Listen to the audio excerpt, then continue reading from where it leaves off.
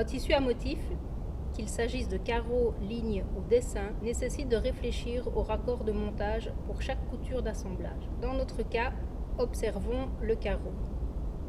Il est symétrique. Observons des assemblages recommandés. Une couture droite se situe au centre du motif et permet de reconstituer un motif en entier. Une couture cintrée se situe au centre du motif et permet de raccorder verticalement et en symétrie. Observons des assemblages incorrects. Le motif est décalé et interrompu. Le motif est raccordé en partie, mais la proportion n'est pas respectée, causant un déséquilibre visuel. Afin d'éviter tout décalage de motif, coupez à simple et indiquez des repères de motifs sur le patron. Premier repère visuel important, positionnement des milieux dos. Petite astuce, il est compliqué de piquer ou de suivre une fine ligne, donc autant l'éviter si cela est possible. Dans notre cas, nous choisissons de positionner les milieux dos au centre du carreau, c'est-à-dire dans la plus grande surface bleue. Deuxième ligne très importante visuellement, le milieu devant représentant l'axe de symétrie du corps. Dans notre cas, nous choisissons de positionner le milieu devant sur la ligne blanche du carreau.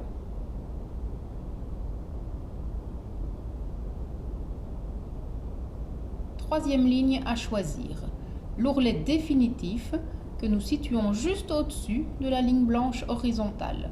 Ceci permet d'assurer un ourlet qui respecte le carreau quand la veste est portée. Quatrième point d'attention est la correspondance au sous-bras. La continuité horizontale doit impérativement être assurée entre le devant et le dos. Cinquième ligne à identifier, les repères carrures de la manche. Les carreaux de la manche et de la veste doivent être en continuité.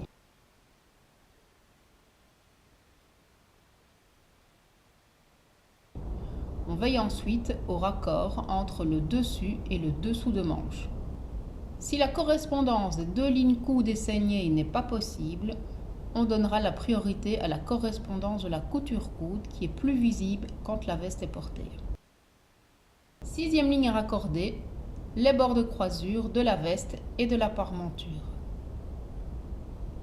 Septième ligne à raccorder, le milieu dos du dessus de col avec celui du vêtement.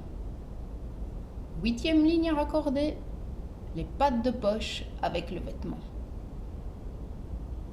Le temps passé au placement assurera un assemblage parfait et sera le gage de qualité du vêtement. Petite astuce, un déplacement de pince, de couture ou une suppression de détails peut être envisagé dans le patron afin de garantir un résultat visuel harmonieux en fonction du choix du tissu.